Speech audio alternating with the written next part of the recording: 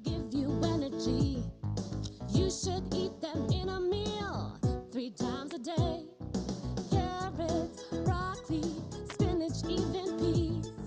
Look at all the colors. It's what you need.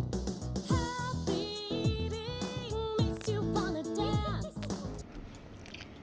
Yeah, good evening, beloved listener, and welcome to today's special edition of our health expository program towards a better health.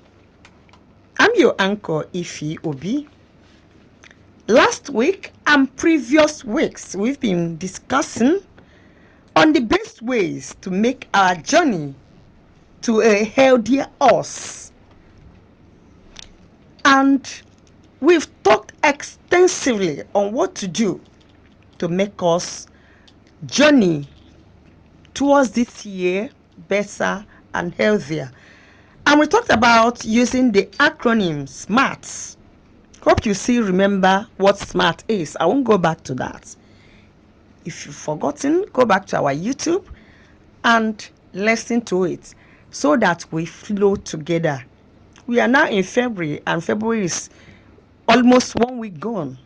So if you are not following, then we are leaving you behind. Today we are going to digress a little and talk about a very important critical health issue that affects millions of women and girls worldwide. It is female genital mutilation, commonly referred to as FGM. Today, the world is commemorating International Day of Zero Tolerance for Female Genital Mutilation and Cutting. Cutting is just being added to it because there are a lot of cuttings being done on female genitals. So FGM is a harmful cultural practice with devastating physical, emotional, and psychological consequences. And that's why I deemed it fit that we have to talk about it today. And despite efforts to combat it, FGMS continues to be practiced in parts of Africa, including Nigeria, as well as the Middle East and parts of Asia. Down here in Southeast, we are still practicing it. According to Chief of Field Office, UNICEF Enugu Field Office, Mrs. Juliet Chinue, Imo State ranks first at 38% prevalence among women aged between 15 and 49 and 9.7% prevalence among girls aged 0 to 14 years. Even at Ebonyi State, they are second in this practice. So this revelation has shown that this practice is still here with us. I want to say kudos to UNICEF that is leading in this campaign to end FGM globally. UNICEF organized zonal media dialogue with journalists, media executives, and civil society organizations, CSOs in Imo, Abia, Anambra, Enugu, and Ebonyi states at Enugu, to sensitize them on this year's International Day of Zero Tolerance for Female Genital Mutilation, FGM. So, thumbs up to UNICEF. So, in today's episode, we're going to hear from UNICEF officials, medical experts, media practitioners, and other advocates working tirelessly to end this harmful tradition. Stay tuned because this is one conversation you don't want to miss. Or do you want to miss it? Stay back and listen. Like I said before, UNICEF is not left out in this commemoration.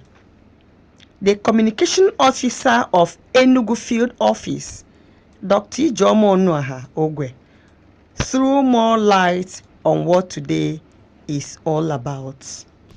We are commemorating the International Day for Zero Tolerance to FGM, that is female genital mutilation, across the globe.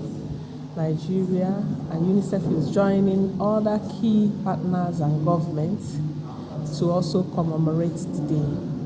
In this year, the theme is stepping up the pace, strengthening alliances and building movements to end FGM. That is the theme for this year. And today we want to ensure that every hand is on deck, especially to women, move women for women action to protect the girl child who is mutilated because she is a girl and she wants to her future wants to be hindered through some old barbaric traditional practices called FGM, female genital mutilation and cutting. So we are holding the zonal media dialogue to sensitize journalists and build a herd immunity along the communication lines to ensure that within the 5 southeast states where practices are very high in Imo and Ebonyi State, that we bring down the prevalence rate for the practice. On understanding what FGM is real is, a public health consultant, Dr. Chikezie Obase, is here to enlighten us more. FGM is an acronym for female genital mutilation. Now we've added cotton. It involves every form of mutilating, cutting, or removal of any part of female genitalia, in a manner that the female does not permit, and in a non-medical manner, and excluding the one that we do for cosmetics, which the girls could actually consent to that, and it's a violation of the human's rights and not acceptable in any manner. It gets down to the dignity of women, and it has a whole lot of medical, psychological, and financial implications. He has also this to say about the implications of this ugly practice. If FGM is done, you could actually understand that pain is there. Most of these incisions are done in good way, without recourse to any form of anesthesia. Of course, it's a non-medical practice, which we do not accept that in medicine. Then, apart from pain, you could have infection if assuming the blades that were used in cotton was not properly sterilized. Many a time we use our local knife or razors. You could actually transmit infections like HIV from one person to the other through that mechanism. And then you could actually equally notice that the woman may have a bleeding, which may lead to shock and maybe eventual death in rare cases. That could be part of the immediate causes. Now, in the long run, the wound may heal by scar, which gives rise to other problems. And if it is stage 3, urinary problems may emanate, leading to repeated urinary tract infection. And in the long run, you might have a woman who might have difficulty in childbearing, who might even have difficulty in menstruation, depending on what was done or the type of FGM that was provided, procedure that was carried out on the lady.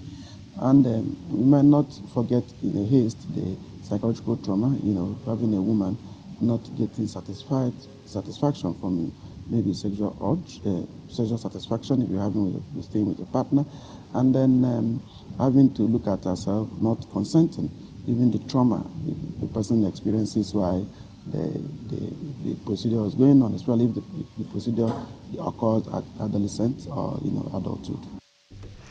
He has this piece of advice. My advice is that people should have a strategic behavioral change, understand that this is not just about putting it in law, it's about practice. every human being, man or woman, deserve the right to the highest dignity, of self-respect. Reasons that people adduce to the reason why FGM occurs, including having to reduce the woman sexual urge or satisfaction. To me, it's against a human right. Every woman has the dignity to be, sexually satisfied. For people who think maintaining faithfulness or, not having high libido, of course, bring up a child, as the good book will tell us. The woman would actually keep to herself. Every woman has dignity. So I think we need to have that change in what, and then that's on the personal note. For the government, they need to activate the laws. We have that law, you have Child Rights Act protection. People need to be punished. And then for some of us in the media world, we need to use our voice, to bring about a change. We need to have the narrative. We need to reduce the burden of this FGM, which stands about 20 million females today in Nigeria, to somewhat over the years to reducing them to the barest minimum. We want to have less than 1%, but the ideal thing we want is 0% tolerance to FGM. Some media practitioners and other people in the streets equally added their voices in what they think about this FGM and what should be done about it.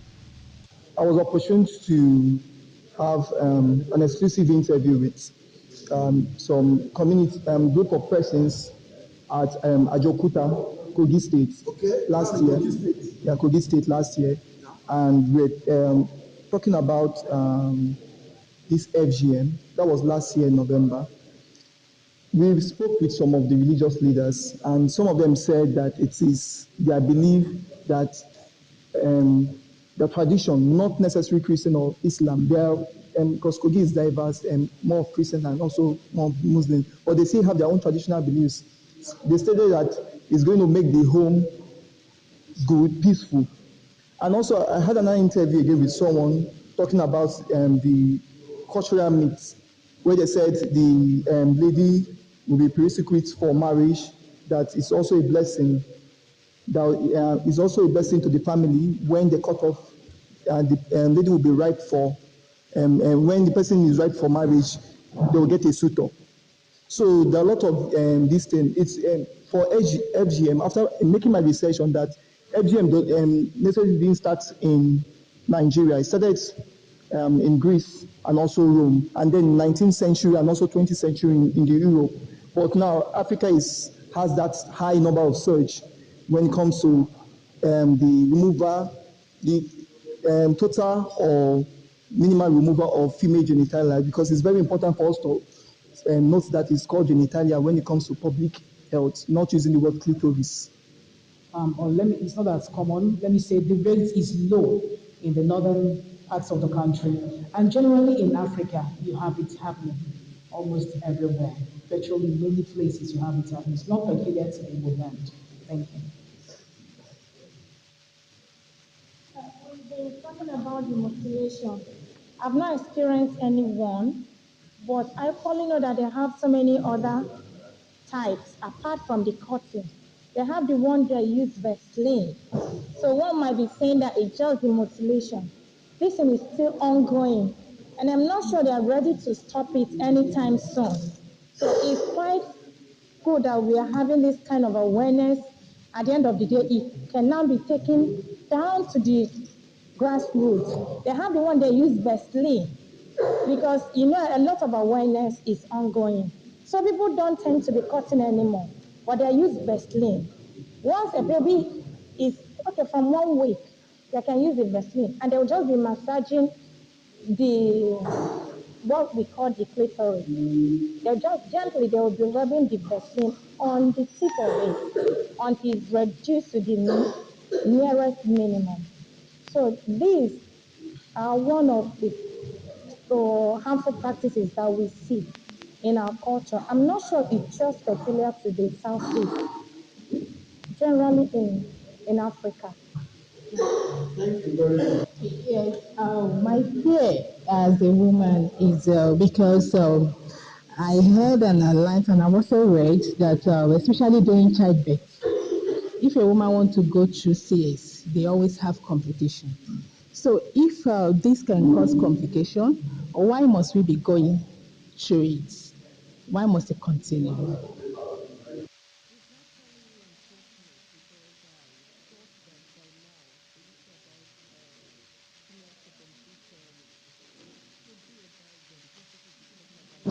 Even in this current age and this year 2025. So it's not something good to know that even in Imo State where I'm coming from, Imo State is ranking first at 38% prevalence among women aged 15 to 49 years, and it's not a good thing at all.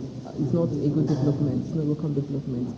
I think there is the need for something to be done about it. More awareness needs to be created, and I think so many people do not even know much about this female genital mutilation, especially those in the rural areas, because that ideology that this is our culture, is our tradition, is still there, and they believe that they should follow their cultural practices and what they believe, how it has been in the past, like they should maintain it. But if awareness can be created, get these people sensitized, let them know the harmful effects of such practices, I think it will go a long way in addressing the situation and hopefully bring down the number of persons still engaging in these practices, and as well put an end to it once and for all.